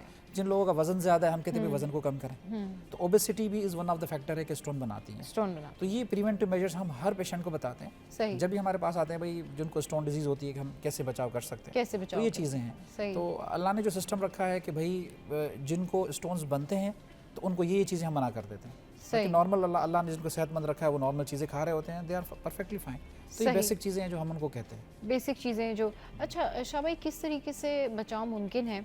लोगों को क्या एहतियाती तदबीर इख्तियार करनी चाहिए कि भाई वो लोग दिल की बीमारी का शिकार ना हो? अब पानी की कमी के लिए तो बता दिया कि भाई ठीक है पानी पिएं, लेकिन शाह भाई ये क्या वजह होती है कि बहुत सारे लोग पानी भी पी रहे होते हैं फिर भी उनको गुर्दे में पथरी होती है और ये कंप्लेन वो करते कि नहीं जी हमें ये प्रॉब्लम है? देखिए, इस बात का जवाब दे भी चुके हैं। हाँ। क्या आया, जैसे मेथी, पालक, हर किस्म का साग हुआ। हाँ, लोग सरसों का साग, पता नहीं कौन कौन से साग भी खाते होते हैं, तो ये भी एक नुकसान का सबब बनता है। ओके, और दूसरी चीज़, पानी का टेक ज़्यादा रखें। और फलों में जो बेहतरीन फल है वो आपने लेना है खरबूजा और तरबूज, सही, जो कि आपको यूरिन आवर होती है ये। अच्छा, ये भी पेशाब की फ्लो को बेहतर करती हैं। सही। एक जब यूटीआई के इन्फेक्शंस होते हैं ना, इनके भी कई तरह के होते हैं, कई तरह के होते हैं, कई ये तरह के बहुत होते अच्छी हैं। बात की है। ठीक है ना। सही, हाँ। इसमें प्रोटीन भी जा रही होती है, काफ़ी चीज़ें होती बिल्कुल, हैं। हाँ। तो पेशेंट जो है वो आके सिर्फ ये कहता है मुझे पथरी है, सही। और तकलीफ जब हद से बढ़ जाती है फिर डॉक्टर के पास डॉक्टर आते के पास हैं। अरे जाते हैं। प्लीज इनिशियल स्टेज में ही पहुंच जाया करें आप, हाँ, बिल्कुल। ताकि एक बड़े नुकसान से बच जाएं। बड़े आप। नुकसान से किडनी बच को, स्टोन को, या हर चीज को किडनी से रिलेटेड हो उसको इजी ना लिया करें, इसमें किडनी फेलियर भी हो जाते हैं। हाँ, बिल्कुल सही कह रहे हैं। अगर किडनी में पथरी है और किडनी सही काम नहीं कर रही है, आपको ये है, आपको मतलब आपको फील होता है यूटीआई, तो शाह भाई इसका जो इम्पैक्ट है बॉडी के ऊपर, मूड के ऊपर, ओवरऑल जो लाइफ स्टाइल है उस पर कितना पड़ रहा होता है? और उसके लिए आप लोग कुछ एंटी डिप्रेसेंट या कोई ऐसी चीज़ सजेस्ट करते हैं? क्योंकि पेशेंट तो उसको तो रिलीफ नहीं आ रहा होता ना, वो कहते हैं भाई मैं थोड़ी देर के लिए दवाई खाई है तो मुझे थोड़ा बेहतर फील हो रहा है, लेकिन अब मैं फिर से जब वॉशरूम जाऊंगा तो मुझे वैसे ही तकलीफ होगी, कुछ एंजाइटी पे चला जाता है, एंजाइटी पे चले जाते हैं। हाँ, दूसरी हाँ। चीज गैसेस बहुत बननी शुरू हो गैसेस जाती हैं, बहुत बननी शुरू हो वॉमिटिंग जाती फील हैं। होती है। हाँ। तो ये सारी अलामात होती हैं इनकी, और दोनों साइडों पे किडनी में पेन होता है। हाँ। एक कदम नहीं चल सकते हैं, इस एक कदर कदम पेन नहीं होता है, चल सकते, चल भी हाँ, नहीं पाते चल हैं भी वो। नहीं पाते हैं, सही, तो ये सही। सारी, और अगर जिनको भी किडनी स्टोन हो रहा हाँ, हाँ। तो जैसे घर बैठे में हमारी एक दाल आती होती है पंसार में, कुल्थी की दाल, कुल्थी की दाल, कुल्थी की सही, दाल, हाँ। ये हर पंसार पे मिल जाएगी। लेकिन सबसे पहले इसे साफ कीजिए। साफ करने के बाद आधा कप दाल का हाँ। 4 गिलास पानी के अंदर भिगो दें, सही। रात भर पड़ा रहे, सुबह के टाइम, क्योंकि सख्त दाल होती है, फिर इसे पकाएं, इतना पकाएं कि इसका थोड़ा सा और ये दाल भी नरम हो जाए। हाँ। ये दाल खा लें सुबह के टाइम पे, हाँ। और इसका बचा हुआ पानी पी लें, फिर सुबह भिगो दें, रात को इसी तरह पका के पिएं। पानी पीने का ये है कि हर 1 घंटे के बाद 1 गिलास पानी पिएं। अच्छा, आप सही। देखें ये रेजा होकर निकल जाएगी। लेकिन प्लीज़ अगर आपको पेन हो रहा है, आपको ब्लड आ रहा है, आप कोई टोटका ना करें, फौरी तौर पे अपने करीबी यूरोलॉजिस्ट डॉक्टर को दिखा दें। चलिए जी, बिल्कुल, और इस हवाले से मजीद भी डिस्कशन करेंगे, लेकिन शो में यह वक्त एक ब्रेक का, आपने कहीं नहीं जाना, हमारे साथ रहिए।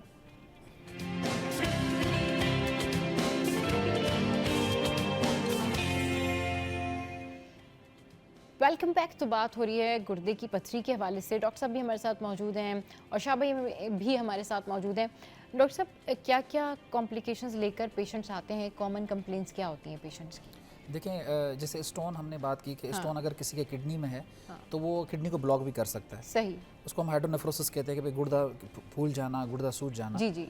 जब गुर्दा ब्लॉक हो जाता है स्टोन की वजह से तो उसमें डिफरेंट प्रॉब्लम्स होना शुरू होते हैं। गुर्दा फेल भी हो सकता है, वो सिंगल किडनी, वो वाला अगर लेफ्ट है या राइट है। राइट।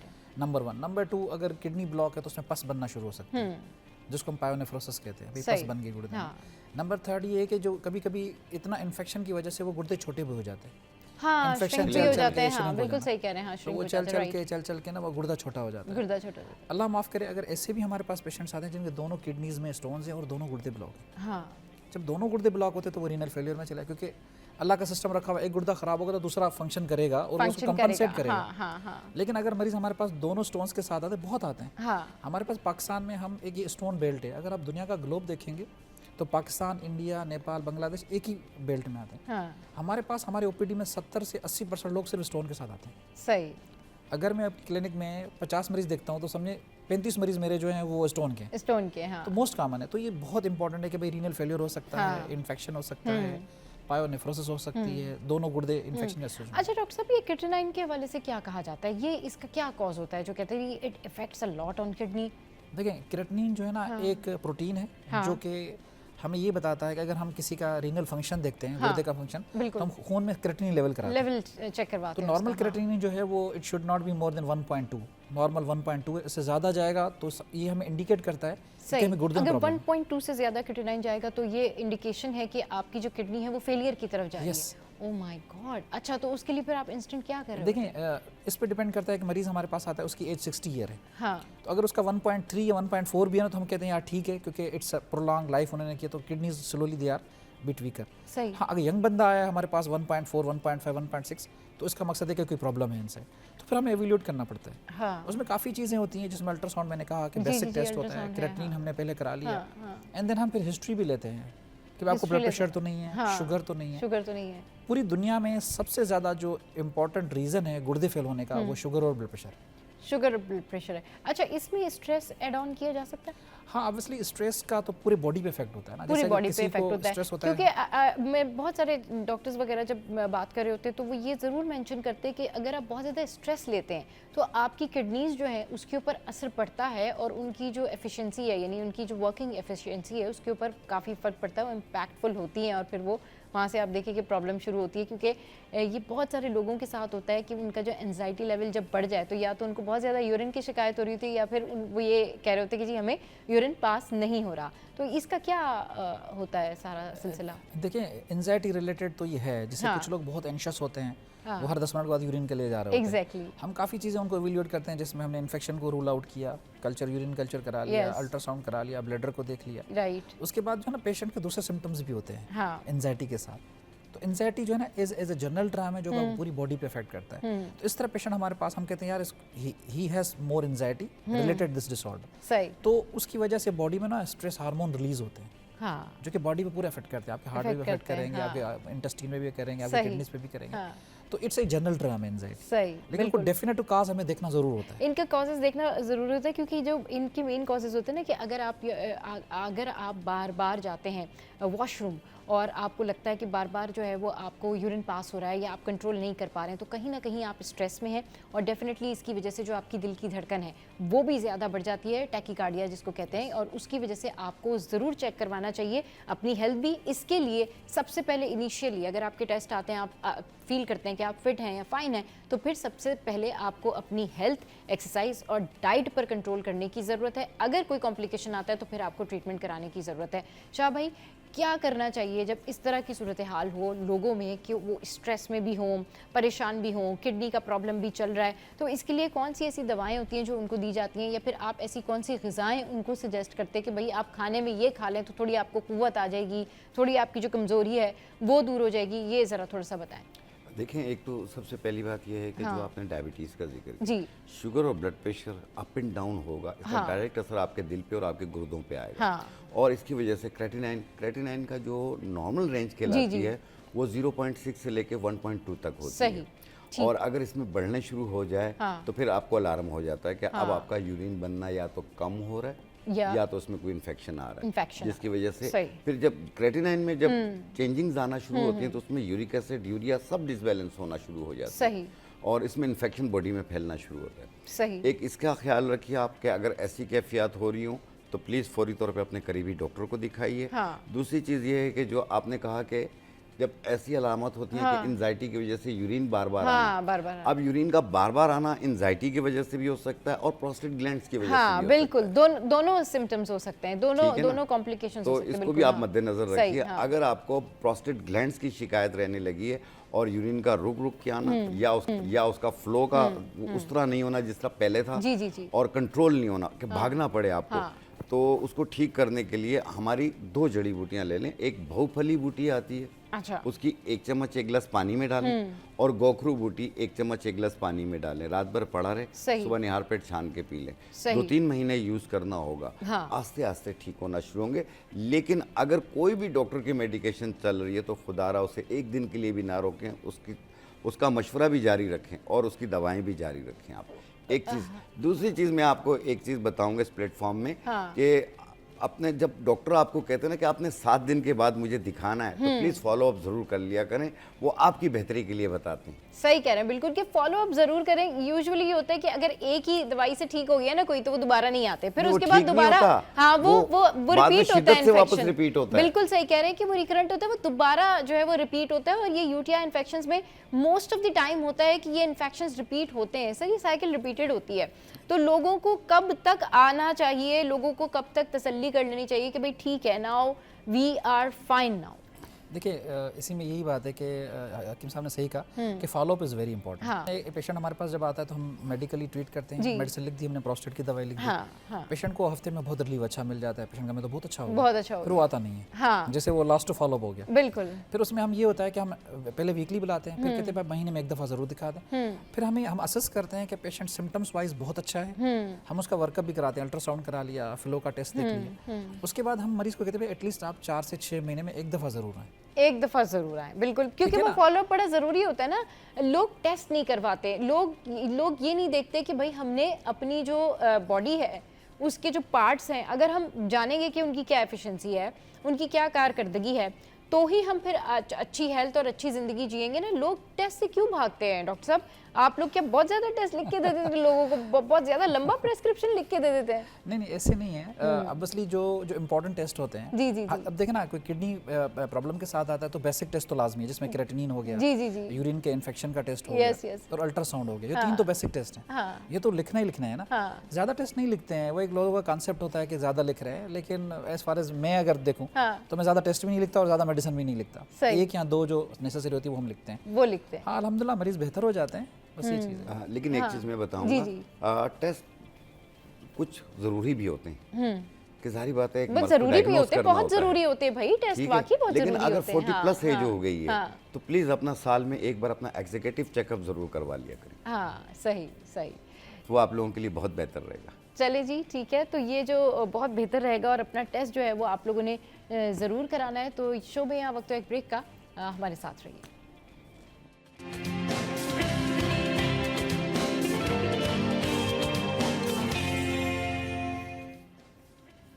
Welcome back. तो बात हो रही है कि गुर्दे में जो पथरी होती है या गुर्दे के जो कॉम्प्लिकेशंस होते हैं, उस हवाले से जो है वो क्या क्या ट्रीटमेंट हो सकते हैं। अच्छा सर, जब सिवियरिटी ज़्यादा होती है तो आप लोग सर्जरीज़ की तरफ जाते हैं, लोगों को क्या सजेस्ट करते हैं, लेज़र की तरफ जाते हैं? तो ये ज़रा थोड़ा सा बताएं कि गुर्दे के जो इश्यूज़ हैं यानी कॉम्प्लिकेशंस हैं, उसमें सिवियरिटी पे क्या क्या चीज़ें होती हैं, क्या क्या किस तरह से ट्रीटमेंट होता है?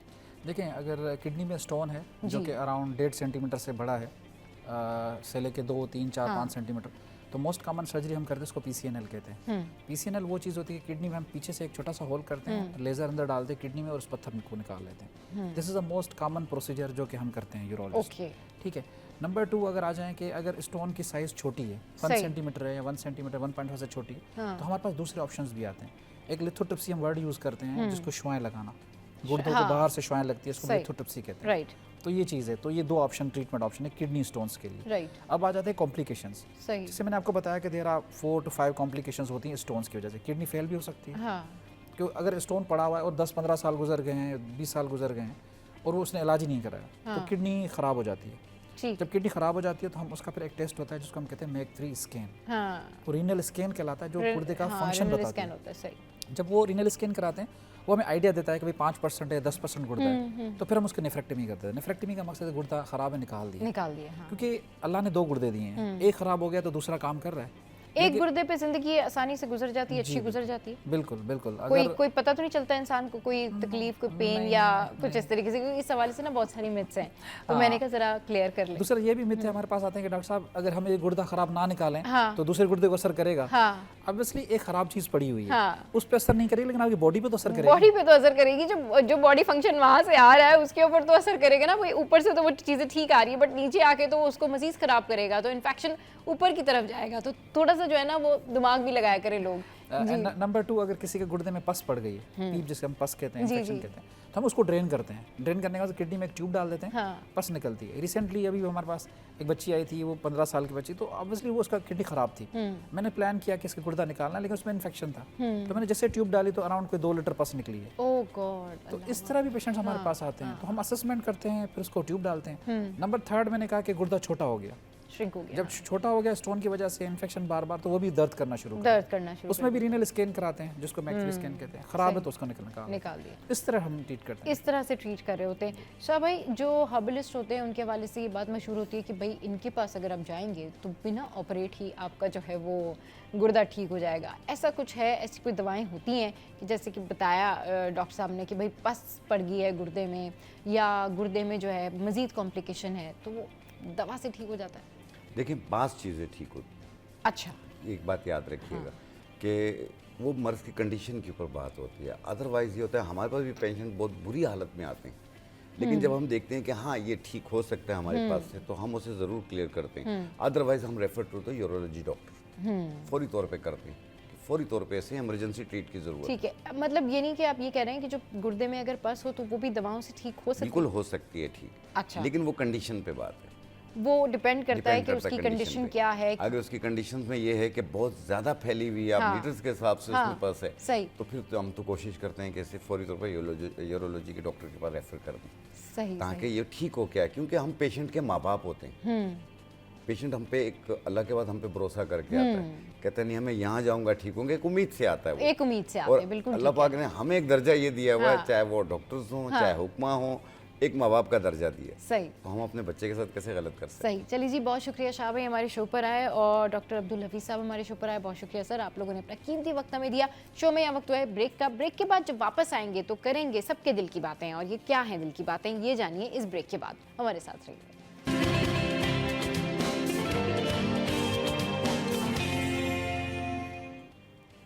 वेलकम बैक टू एक और टॉपिक, एक अहम टॉपिक जो आजकल बड़ा रेलेवेंट है, और आप सब यही सोच रहे हैं कि भाई कुर्बानी का जानवर अगर घर ले आएँ तो उनकी देखभाल कैसे करेंगे। तो इस पर बात करने के लिए हमारे साथ जो है वो डॉक्टर फरा मौजूद है। अस्सलाम वालेकुम, वेलकम टू द शो। कैसे हैं आप? ठीक है, अल्लाह का शुक्र है। अच्छा डॉक्टर फरा, ये बताइए कि जब कुर्बानी के जानवर को घर लाते हैं तो उनकी देखभाल कैसे की जाए, क्या किया जाए?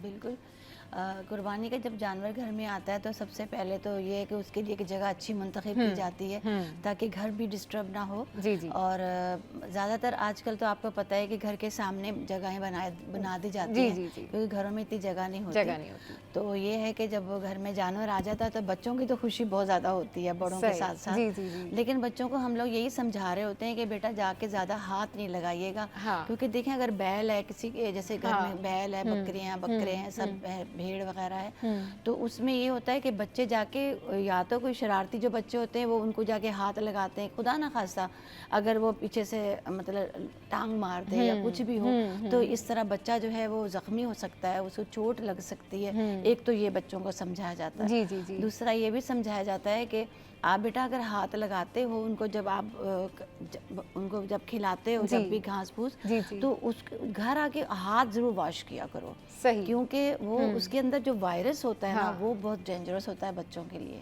सही कह रही हैं कि जो वो वायरस होता है ना वो बड़ा ही कोई डेंजरस होता है बच्चों के लिए। अच्छा, क्या कुछ अब पहले क्या होता था, अब क्या होता है, कैसे चेंज हो गया है? मतलब जो कहना चाहिए ना कि एक टाइम पहले आप लोग जब गाय वगैरह लेके आते थे, छोटे थे, हाँ, तो तब क्या थे, अब आपको क्या लगता है फ़र्क? जैसे हम अपना बता रहे हैं तो हमारा तो ये था, बड़े बड़े सहनों वाले घर होते थे। अच्छा। तो वो सब घर में ही होता था, मतलब कि ये नहीं कि बहुत मुश्किलात उठाई जा रही हैं सब। ये हम बकरियां लेके चराते भी थे बहन भाई, तो ये बाहर भी चले जाते थे, उनको पानी पिलाते थे। और फिर उसके बाद भी मतलब हमारे जो बच्चे थे भाइयों के, तो उनके भी यही होता था कि वो बड़ी खुशी खुशी ले लेके घूमते थे और घास वगैरह जो भी होता था खिलाते थे। लेकिन आज आजकल का जो है आपको पता है कि बिल्कुल भी घरों में जगहें नहीं होती, तो उसके लिए एक जगह एक टेंट लगा दिया जाता है, हाँ। जिसमें नंबर टोकन उन पे लगा दिए जाते हैं कि फलाने का ये है ये है। तो उसमें ये होता है फिर भी सब घर वाले बड़े खुश होते हैं कि हमारा जानवर आया है, और बाकायदा अपने रिश्तेदारों को बुलाते हैं भी आके देखो, और बड़ी खुशी हो रही होती है, मुबारक दी जाती है।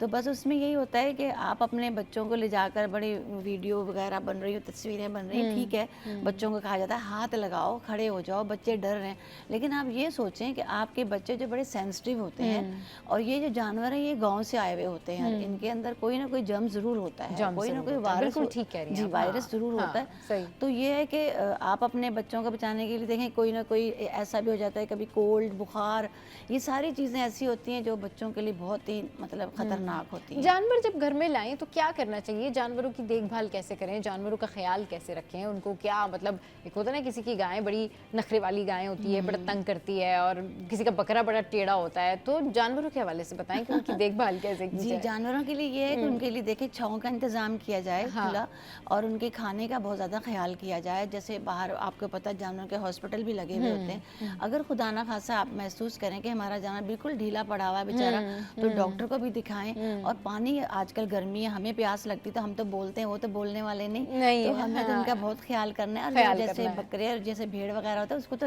लोग नहलाते भी हैं, तो उनका खुराक का भी ख्याल रखें ताकि वो तंदुरुस्त रहें। हाँ। ताकि- अच्छा, कुर्बानी कहते हैं कि वही बहुत ज़्यादा अल्लाह ताला के नज़दीक कबूल होती है। वैसे तो अल्लाह ताला सबकी ही अच्छी नीयतों को कबूल फरमाते हैं, लेकिन बहुत सारे लोग हमारे शो को भी जब आते हैं तो इस बात का जिक्र करते हैं कि कुर्बानी जो है वो कबूल होती है जो आपने बहुत प्यार से अपना जानवर पाला हो, उसकी खिदमत की हो, और आपने उसके साथ थोड़ा टाइम गुजारा हो, जी, ताकि जी। आपको पता चले कि कुर्बानी का ये जज्बा जो है वो क्या है। जी। तो जब भी आप जानवरों को अपने घर में लेकर आते हैं, और आप चाहे गाय लाएं, बकरा लाएं, दुम्बा लाएं, जो भी जानवर आपको पसंद है, आप कुर्बानी के लिए जब अपने घर में लेकर आते हैं तो सबसे पहले तो आपने यही करना है कि जब आप जानवर उतारते हैं तो ज़्यादातर जो हादसात होते हैं ना, वो इसी तरह से होते हैं कि गाड़ी से उतरते ही आपका जो गाय, बकरा या बैल है, जो भी है, वो शोर की वजह से बिफर जाता है और वो सीधा भागता है। तो सबसे पहले तो कोशिश ये करें कि जब आप जानवर घर ला रहे हैं तो फिर आप उसको जो है वो खामोशी वाली जगह पर उतारें, या फिर आप उसको उस टाइम पर लेकर आएँ जिस टाइम पर आपकी गली में रश नहीं है।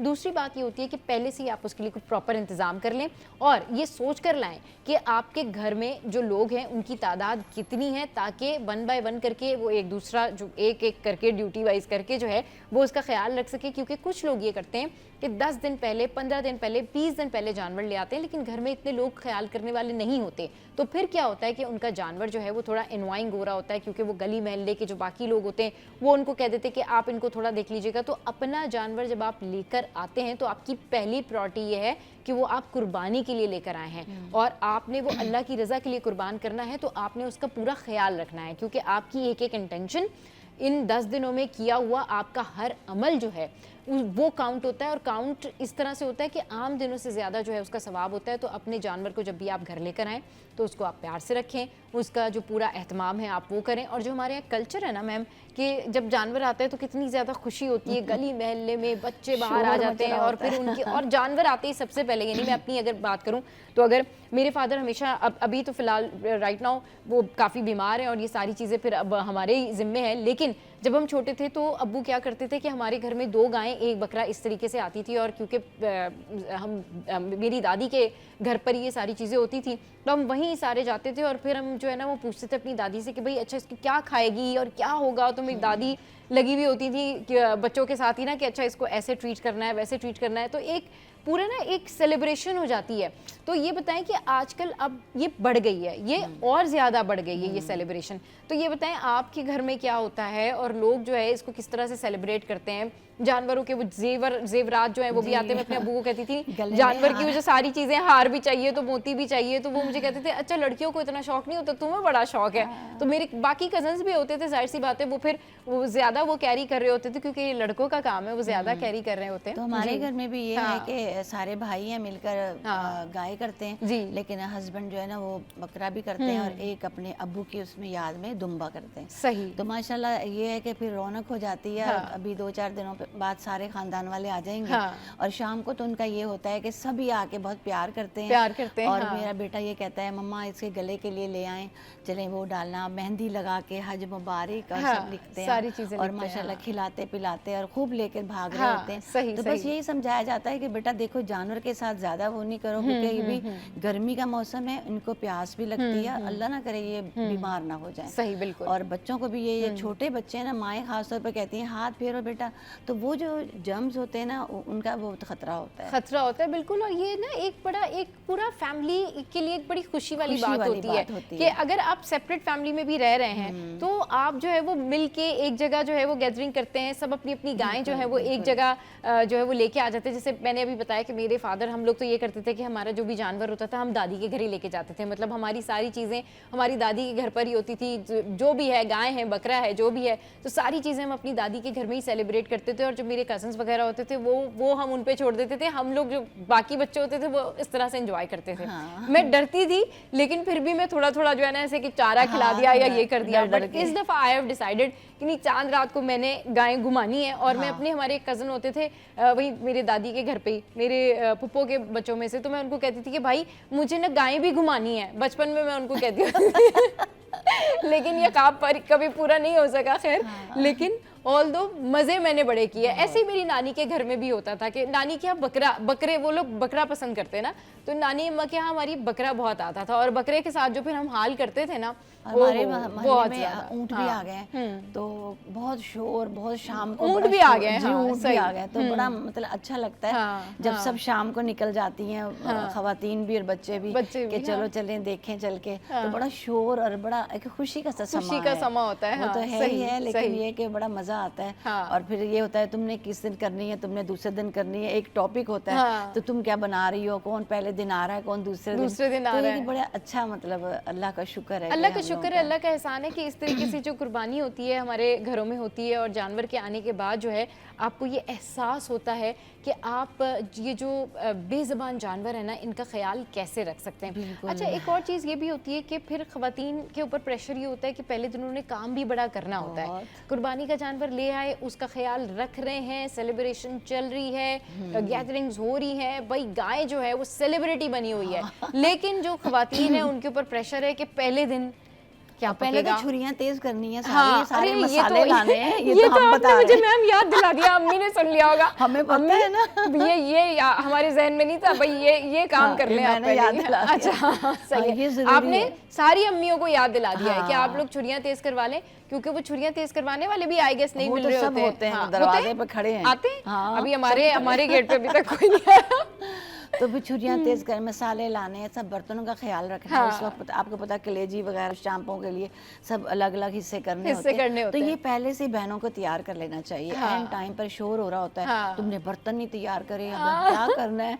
तो इस तरह बड़ा चीजें हो रही होती है। भाई छुरियां जो है वो अपनी तेज करवा लें। इसके अलावा अपने जो बर्तन है जिसमें आपने बारबेक्यू करना है, जिसमें आपने गोश्त अलग करना है, वो सारे जो है ना पहले से ही आप अलग कर ले, क्योंकि बहुत सारे बर्तनों की जरूरत पड़ती है। और जब जितनी बड़ी फैमिली होती है ना तो उसमें फिर बहुत ज्यादा बर्तनों की जरूरत पड़ती है। इतने बर्तनों की जरूरत पड़ती है कि आप इमेजिन नहीं करेंगे कि अगर आपकी फैमिली में 25-30 लोग हैं, यानी कि अब हम, मेरी नानी की जो साइड है ना उसमें हम तकरीबन कोई यानी 70 लोग बन जाते हैं, यानी सारे मिला के, जो मेरी ननियाल की साइड है। तो आप यकीन करें ऐसा लग रहा था जैसे पता नहीं 2, 4, 6 डिनर जो है ना वो चाहिए, और वो भी कम पड़ रहे थे उसमें भी, क्योंकि एक डिश नहीं होती ना मैम। आप जो है वो क्या कर रहे होते हैं कि आप बिरयानी अलग होती है, कुरमा अलग होता है, मीठा अलग होता है, सैलेड अलग होती है, हाँ, रायता, दही, कलेजी। फिर हमारे यहाँ तो ये होता है कि दावतों में एक डिश बनाते ही नहीं है। हमारे यहाँ तो अगर दावत है तो अम्मी ने पता नहीं बहुत सारी चीजें बनानी है, मीठे में भी 3-3 चीजें, तो रबड़ी अलग।